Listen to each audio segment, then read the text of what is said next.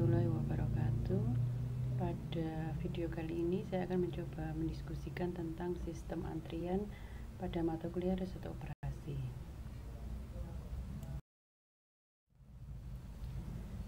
Berikut ini adalah contoh permasalahan antrian. Yang pertama adalah permasalahan fasilitas drive-in.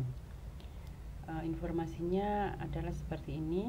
Jadi secara rata-rata ada 10 mobil per jam tiba di suatu fasilitas drive-in di satu meja layan. Artinya pelayannya hanya satu ya. Dan diasumsikan rata-rata waktu layanan setiap pelanggan ini adalah 4 menit. Kemudian waktu antar kedatangan dan waktu pelayanan ini menyebar secara eksponensial. Akan terdapat beberapa permasalahan yang menjadi ukuran performance dari fasilitas layanan ini. Yang pertama adalah berapa peluang bahwa fasilitas tersebut menganggur atau idle ya. Jadi ini juga diperlukan untuk mengetahui seberapa besar proporsi pelayan itu menganggur ya. Jadi kalau kita mempekerjakan, kalau misalkan peluang menganggur itu sangat kecil, maka mungkin perlu ditambah pelayan baru gitu ya. Kemudian yang kedua, berapa rata-rata jumlah mobil yang mengantri untuk dilayani. Ini juga diperlukan informasinya bagi perusahaan. Jadi kalau rata-rata mobil yang mengantri ini banyak, tentu yang mengantri ini merasa tidak nyaman, sehingga mungkin dia tidak akan datang lagi ke fasilitas ini. Maka informasi ini bisa digunakan untuk perbaikan kinerja ya. Kalau misalkan jumlah mobil yang mengantri ini banyak, maka itu tadi ya, perlu ditambah dengan pelayan yang baru. Kemudian berapa rata-rata lama setiap mobil harus menunggu sampai dia selesai dilayani. Dan yang keempat, secara rata-rata berapa pelanggan yang akan dilayani per jam oleh fasilitas tersebut. Contoh yang lain adalah permasalahan model optimasi antrian. Ini di bengkel ya kasusnya. Jadi montir-montir yang bekerja pada suatu bengkel perakitan komponen mesin ini perlu mencari komponen yang diperlukan di gudang komponen. Nah, secara rata-rata ini terdapat 10 montir per jam yang datang ke gudang untuk mencari komponen. Nah, di gudang ini bekerja seorang asisten untuk membantu mencari komponen dengan gaji $6 per jam. Dan butuh waktu 5 menit untuk mencari setiap komponen yang dibutuhkan. Nah, setiap montir ini menghasilkan barang seharga $10 per jam. Sehingga kalau dia pergi ke gudang, maka setiap jam yang dihabiskannya di gudang ini berarti akan merugikan perusahaan sebesar $10. Nah, perlukah perusahaan ini mempekerjakan pembantu asisten gudang dengan gaji $4 per jam yang mampu mengurangi waktu pencarian komponen menjadi 4 menit per komponen? Nah, semua permasalahan-permasalahan tersebut ini dapat dipelajari solusinya di dalam sistem antrian. Nah, dalam sistem antrian ini ada input proses, yaitu merupakan sebaran peluang dari pola kedatangan pelanggan sepanjang waktu. Kemudian ada service distribution, ini adalah sebaran peluang dari waktu acak selesainya pelayanan server bagi satu pelanggan. Jadi sebaran dari waktu pelayanan gitu ya. Kemudian disiplin antrian ini adalah jumlah server dan urutan pelayanan pelanggan. Urutan pelayanan pelanggan ini umumnya itu first come first serve ya, jadi yang datang pertama yang dilayani. Tapi ada juga yang last come first serve, jadi yang datang belakangan justru yang dilayani pertama. Ini ada beberapa contoh antrian, sistem yang menggunakan sistem antrian. Yang pertama, situasinya ada di bank, maka input prosesnya adalah waktu kedatangan antar pelanggan, kemudian proses pelayanannya ini berarti waktu pelayanan oleh teller, disiplin antriannya jumlah teller, dan first come first serve. Jadi umumnya kalau di bank ya yang pertama datang yang pertama dilayani. Kemudian kasir di supermarket ini kurang lebih sama ya dengan di bank. Kemudian fasilitas drive-in juga kurang lebih sama. Cuman kalau di drive-in ini biasanya pelayanannya cuma satu ya. Tapi kalau di bank atau di kasir di supermarket pelayannya mungkin lebih dari satu sih umumnya kalau di bank dan di kasir di supermarket ya. Kalau supermarket kan besar jadi kasirnya banyak.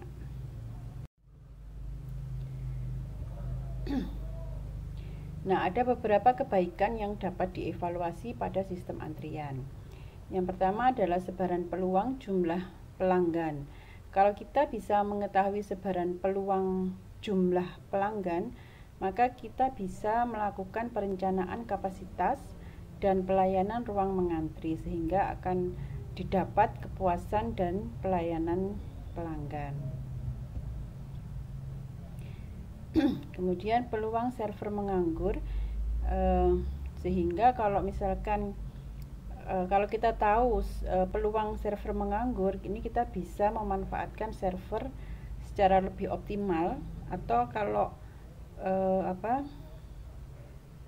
bisa juga malah jadi kemungkinannya ini kalau kita mengetahui peluang server menganggur itu kan kemungkinannya peluangnya kecil atau peluangnya besar. Kalau peluangnya kecil berarti servernya ini jarang nganggur gitu ya, banyak sekali pekerjaannya sehingga mungkin perlu ditambah oleh server yang lain. Tapi kalau peluang server menganggur ini besar berarti kan server ini banyak nganggurnya sehingga mungkin si server ini perlu diberi tambahan pekerjaan yang lain mungkin ya, karena kan perusahaan membayar ya tidak mau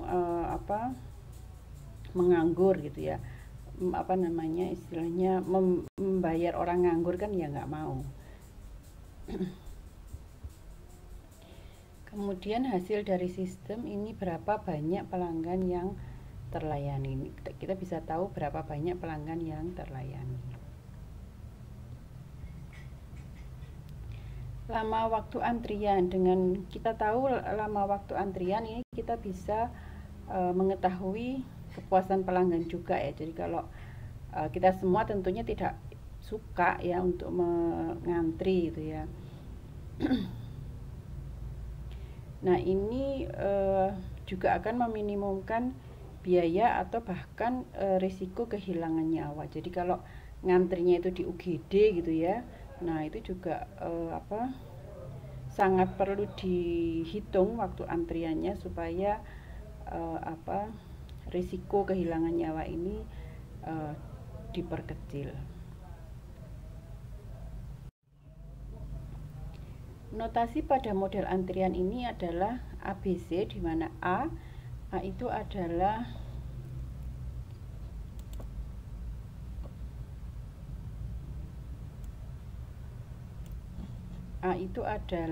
sebaran waktu kedatangan, kemudian B itu adalah sebaran waktu layanan, dan C ini adalah jumlah server.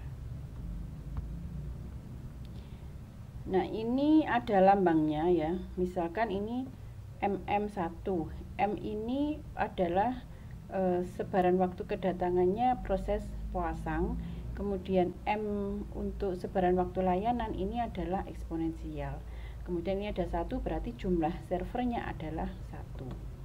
Kemudian kalau MM tak hingga ini sama ya, kedatangannya itu adalah proses pasang, kemudian server waktu layanan itu eksponensial, dan jumlah servernya ini tak hingga.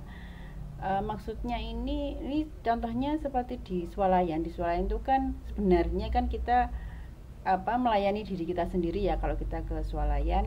Nah, itu seolah-olah pelayannya itu banyak gitu ya, sehingga di sini dianggap pelayannya itu banyak, sehingga di sini pelayannya itu dianggap tak hingga. Kemudian yang lain itu adalah MG1. M ini sama ya, kedatangan prosesnya adalah pasang. Kemudian G itu waktu layanan sembarang sebaran, kemudian jumlah servernya 1. Jadi pada dua notasi pertama itu menunjukkan sebaran. Jadi lambangnya kalau sembarang sebaran itu lambangnya G atau GI. Kemudian M itu adalah sebaran eksponensial. Kemudian EK itu adalah sebaran gamma dengan orde K atau sebaran Erlang. Nah, untuk antrian ini kita menggunakan Little's formula. Jadi kalau sistem beroperasi pada waktu lama pada keadaan stabil, ini L sama dengan lambda kali W, di mana L itu adalah rata-rata jumlah pelanggan di dalam sistem, kemudian lambda itu adalah laju kedatangan pelanggan ke dalam sistem, dan W adalah rata-rata lama waktu yang dihabiskan pelanggan di dalam sistem. Nah, hubungan selanjutnya L0 itu sama dengan lambda kali W0, di mana W itu sama dengan W0 ditambah dengan rata-rata waktu layanan. Kemudian L0 itu adalah rata-rata jumlah pelanggan yang menunggu di dalam sistem sebelum dilayani, dan W0 itu adalah rata-rata lama waktu tunggu sebelum dilayani. Nah, untuk sistem MM1 ini adalah salah satu proses stokastik, yaitu proses kelahiran dan kematian, di mana XT itu adalah banyaknya pelanggan yang berada di sistem pada waktu T. Jadi X itu menunjukkan variabelnya atau peubahnya, yaitu di sini banyaknya pelanggan. Nah, T-nya menunjukkan waktu pada waktu T. Nah, kedatangan satu pelanggan pada selang waktu T dan T plus H, jadi ada selang waktu sebanyak H. Kalau misalkan saya gambarkan, jadi ada waktu dari di sini katakanlah T, kemudian di sini adalah T plus H. Jadi dalam selang waktu ini XT itu berubah dari K menjadi K plus 1. Jadi pada waktu T ini X-nya adalah sebesar K, sedangkan di sini XT plus H ini sebesar K plus 1. Berarti dalam selang waktu H ini dari T ke T plus H itu bertambah satu pelanggan. Nah, peluangnya itu adalah peluang XT plus H sama dengan K plus 1 dengan syarat XT sama dengan K. Jadi berubah ya statusnya berubah sebentar. Dari pada waktu T itu K, kemudian pada waktu T plus H itu menjadi K plus 1. Nah, peluangnya itu sebesar lambda H ditambah dengan OH untuk K-nya 0, 1, 2, dan seterusnya. Kemudian satu pelanggan selesai terlayani pada selang waktu T dan T plus H ini membuat XT sama dengan K menjadi XT plus H sama dengan K min 1. Jadi mirip dengan ini, cuman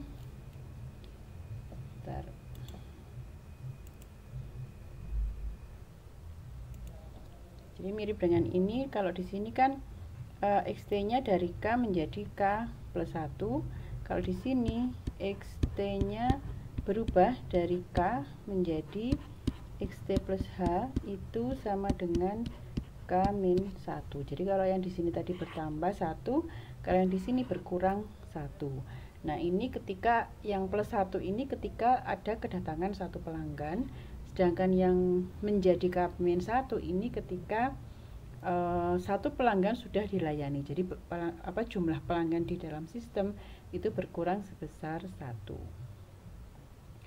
Nah, peluang XT plus H sama dengan K-1 dengan syarat XT sama dengan K ini adalah mu H ditambah OH. Jadi di sini bedanya ada di lajunya ini. Kalau ini laju. Nah, sistem ini masih di sistem MM1 ya. Nah, ini ada parameter proses kelahiran dan kematian. Jadi lambda K ini sama dengan lambda, artinya setiap K, setiap waktu itu parameternya sama, parameter kelahirannya sama, yaitu sebesar lambda. Kemudian mu K itu adalah parameter kematian atau laju kematian. Itu mu K-nya sama dengan mu, jadi sama untuk setiap K. Jadi kalau kita lihat di gambar ini ya,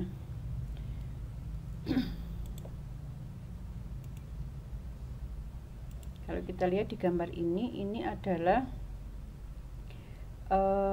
banyaknya pelanggan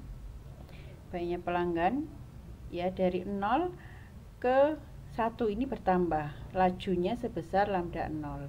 Jadi mengikuti yang sebelumnya ini, status sebelumnya, atau banyaknya pelanggan yang sebelumnya. Ini adalah lambda 0. Jadi dari 0 bertambah menjadi 1 dengan laju sebesar lambda 0, kemudian dari 1 menjadi 2 dengan laju sebesar lambda 1. Nah, kalau yang di sini MM1 ini lambdanya sama. Jadi nanti lambda 0, lambda 1, lambda 2 dan seterusnya ini sama.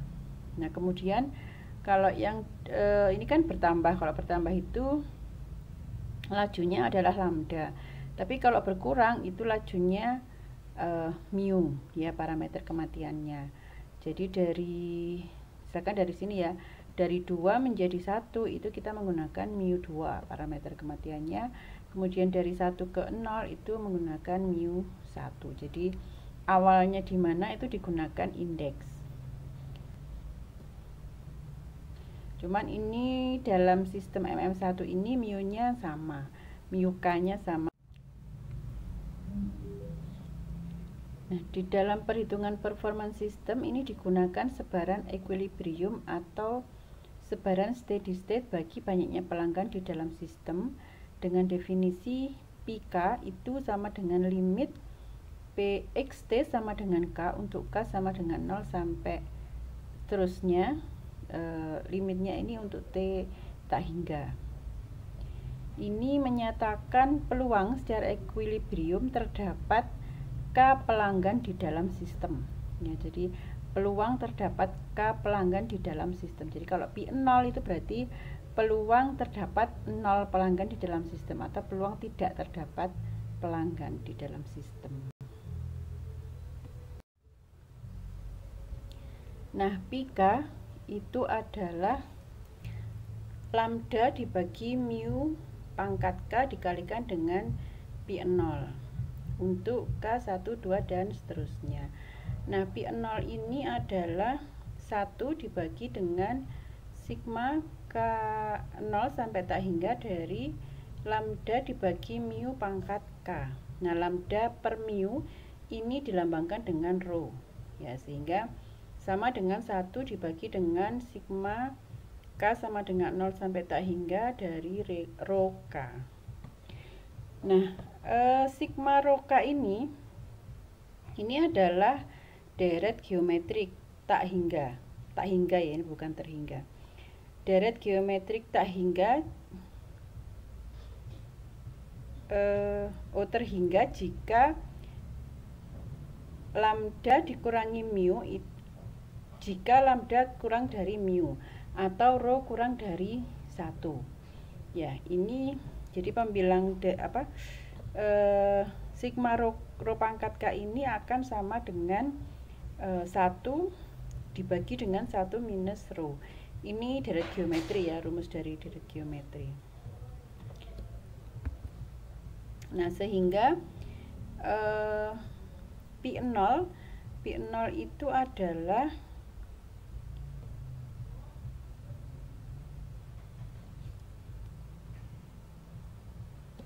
satu minus rho ya. Jadi ini dari persamaan ini ya, dari persamaan ini kan P0 akhirnya, sebentar,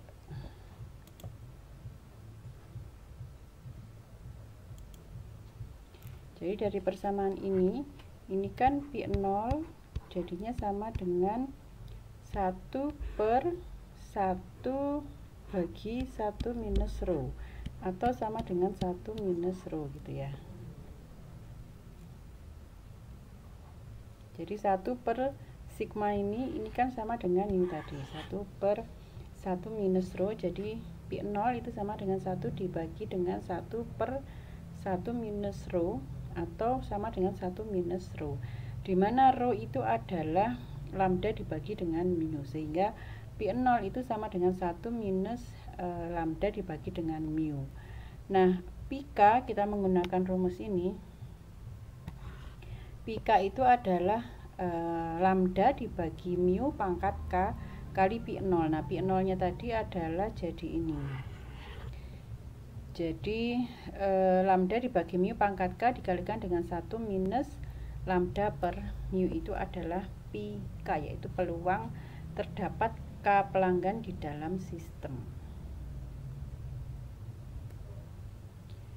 Nah, untuk kasus di mana lambda lebih dari mu atau rho lebih dari 1, maka sistem tidak akan stabil.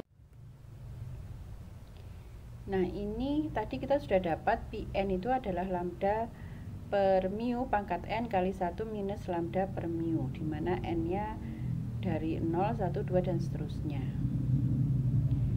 Itu adalah sebaran peluang bagi sebaran geometrik dengan peluang sukses, yaitu 1 minus lambda per mu.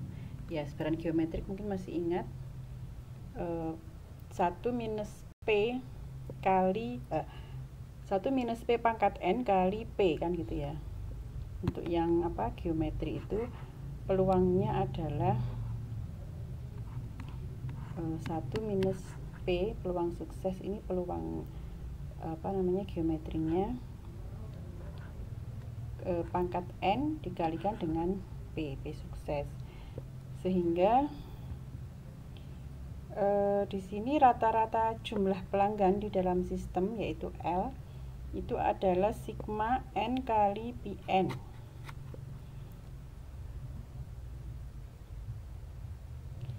Nah, ini adalah nilai harapan bagi sebaran geometri ya.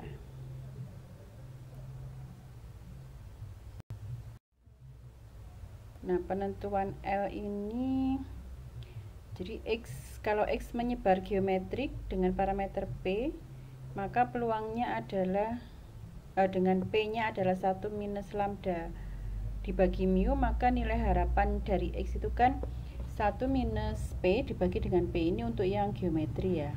Nah, dimana P nya ini adalah 1 minus lambda dibagi mu ya. Jadi nilai harapan dari X itu adalah 1 minus lambda per mu dibagi 1 minus lambda dibagi mu.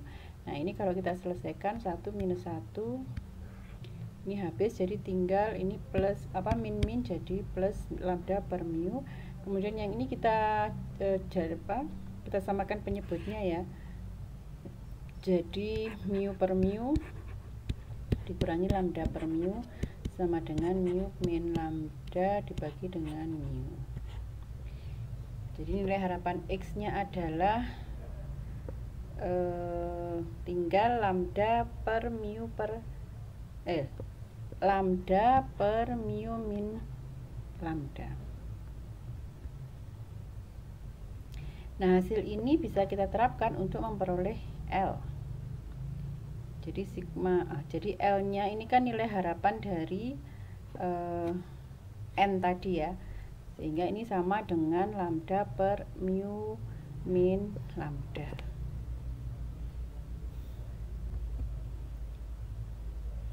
Kemudian traffic intensity atau ukuran bagi sistem performance, ini adalah rho, yaitu lambda dibagi dengan mu. Nah, L ini akan terbatas jika lambda kurang dari mu atau rho kurang dari 1. Nah, selainnya kalau lambda lebih dari mu, maka sistem akan meledak ya, terlalu banyak antrian. Laju kedatangannya itu sangat besar. Kemudian untuk menentukan W0 dan L0, di sini L-nya adalah lambda kali W, di mana W adalah rata-rata lama waktu yang dihabiskan pelanggan di dalam sistem. Sehingga dari sini W itu adalah L per lambda ya, dari sini W itu sama dengan L per lambda. Kemudian L itu adalah L-nya itu adalah lambda dibagi mu min lambda kan, dikalikan 1/, lambda atau dibagi lambda dikalikan dengan 1 per lambda, sehingga bisa kita coret tinggal 1 per mu min lambda. Kemudian W itu adalah W0 ditambah dengan rata-rata waktu layanan, jadi sama dengan W0 ditambah 1 per mu. Nah, W0 ini adalah rata-rata lama waktu tunggu pelanggan di antrian sebelum dilayani. Nah, W0 ini sama dengan W, ya dari sini tadi ya, W0 itu sama dengan W dikurangi 1 per mu. Dengan W-nya adalah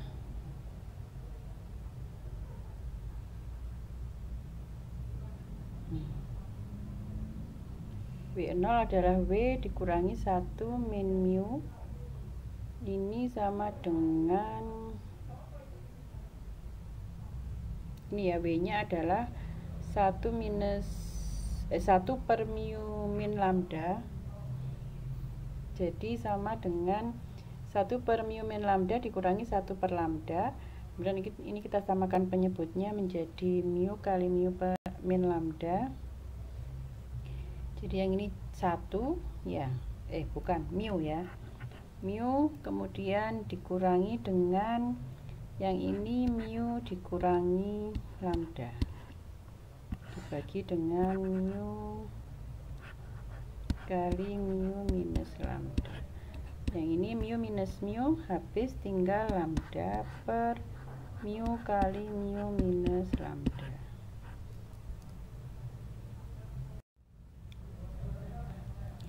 Kemudian L0 ini adalah nilai harapan panjang antrian atau rata-rata banyaknya pelanggan yang menunggu selain yang dilayani. L0 ini diperoleh dari lambda kali W0. L0-nya jadi, nah W0-nya tadi adalah lambda dibagi dengan mu kali mu min lambda ya, sehingga tinggal kita kalikan, ini lambda kuadrat dibagi dengan mu kali mu min lambda.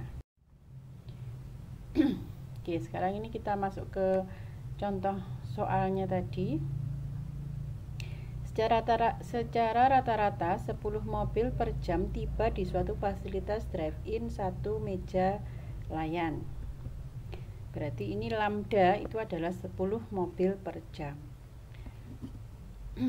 Kemudian diasumsikan rata-rata waktu layanan setiap pelanggan adalah 4 menit. Jadi satu pelanggan dilayani selama 4 menit, sehingga dalam 1 jam itu bisa melayani sebanyak 15 ya, maka mu-nya itu adalah 15 mobil per jam. Kemudian waktu antar kedatangan dan waktu pelayanan ini menyebar secara eksponensial.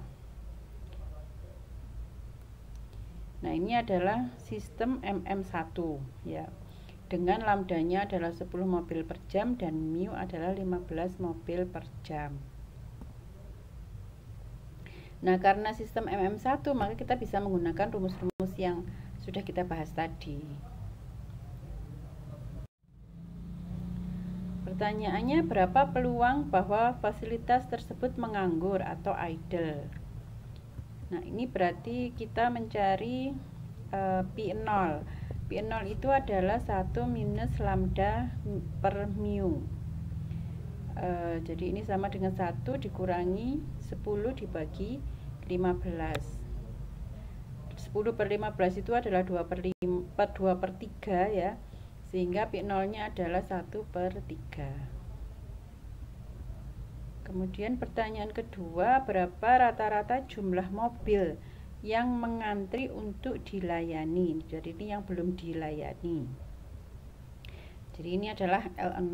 L0 itu rumusnya adalah lambda kuadrat dibagi dengan mu kali mu minus lambda.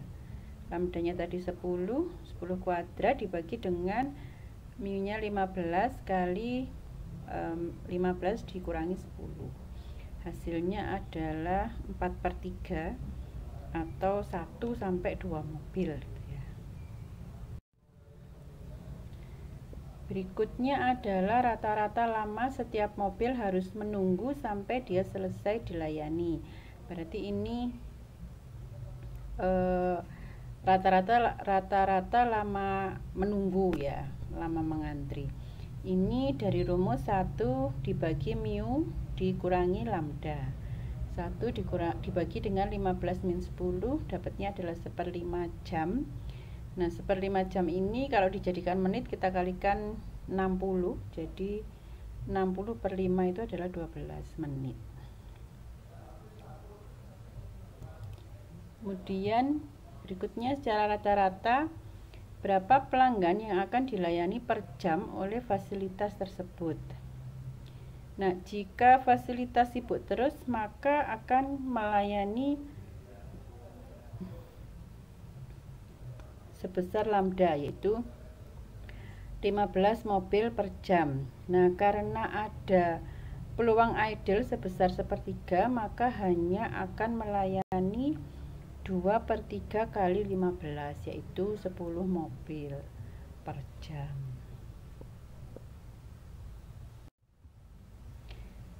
Nah, berikutnya ini yang permasalahan model optimasi antrian. Ya, saya bacakan lagi soalnya. Montir-montir yang bekerja pada suatu bengkel perakitan komponen mesin perlu mencari komponen yang diperlukan di gudang komponen. Secara rata-rata terdapat 10 montir per jam yang datang. Jadi ini lambdanya adalah 10 montir per jam. Di gudang bekerja seorang asisten untuk membantu mencari komponen dengan gaji $6 per jam. Dan butuh waktu 5 menit untuk mencari setiap komponen yang dibutuhkan. Dari sini informasinya adalah mu ya. Jadi mu nya adalah 60 per 5. Jadi 1 jamnya itu kan 60 menit ya. Nah,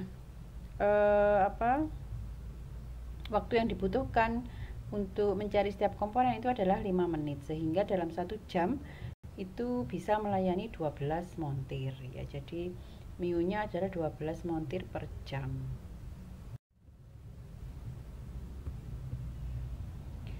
Setiap montir menghasilkan barang seharga $10 per jam, sehingga setiap jam yang dihabiskannya di gudang berarti merugikan perusahaan sebesar $10. Nah, ini sistemnya adalah MM1. Nah, ini ingin dibandingkan biaya dua alternatif. Tanpa pembantu asisten gudang, ini rata-rata biaya pelayanannya adalah $6 per jam. Sedangkan rata-rata biaya keterlambatan itu adalah rata-rata biaya keterlambatan per montir kali rata-rata montir per jam. Jadi, nah rata-rata biaya keterlambatan montir ini kan 10 ya. $10 ini dikalikan dengan rata-rata montir per jam dikalikan dengan L. Nah, L ini diperoleh dari lambda dibagi dengan mu min lambda. Jadi ini 10 dolar dikalikan dengan 10 dibagi dengan 12 min 5, hasilnya adalah 50 dolar. Ini adalah rata-rata biaya keterlambatan. Sehingga total biaya tanpa pembantu asisten itu adalah rata-rata biaya pelayanan per jam ditambah rata-rata biaya keterlambatan per jam, yaitu 6 ditambah 50, yaitu 56 dolar. Nah, sekarang dengan pembantu asisten gudang, biaya pelayanan per jamnya ini bertambah dari 6 dolar menjadi 6 dolar plus 4 dolar. Nah, tapi ada pengurangan waktu pencarian komponen menjadi 4 menit per montir. Jadi mu-nya ini menjadi tadi kan 12 ya mu-nya, sekarang menjadi 60 per 4, yaitu 15 montir per jam. Nah, sehingga rata-rata biaya pelayanannya itu adalah 6 plus 4, yaitu 10 dolar. Kemudian rata-rata biaya keterlambatan adalah rata-rata biaya keterlambatan per montir kali rata-rata montir per jam. Sama, yaitu 10 kali L. Nah, cuman L-nya ini yang berbeda ya. L-nya adalah lambda dibagi mu min lambda. Nah, lambdanya tetap yaitu 10, tapi mu-nya berubah menjadi 15. Ini bukan 5 ya, ini 10. Kok ya betul, ini 10. 15 min 10 sama dengan 5 gitu ya. Nah, sehingga ini betul ya. 10 kali 2, jadi 10 dibagi, ini kan 5 ada 2, berarti 20 dolar.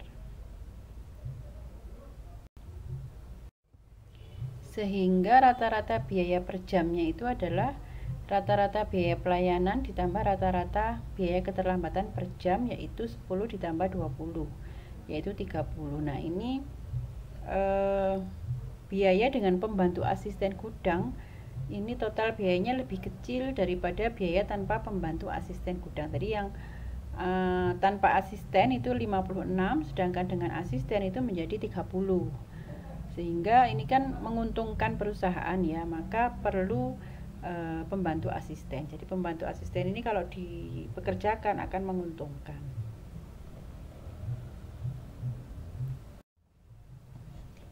Demikian yang bisa saya sampaikan. Semoga bermanfaat. Terima kasih.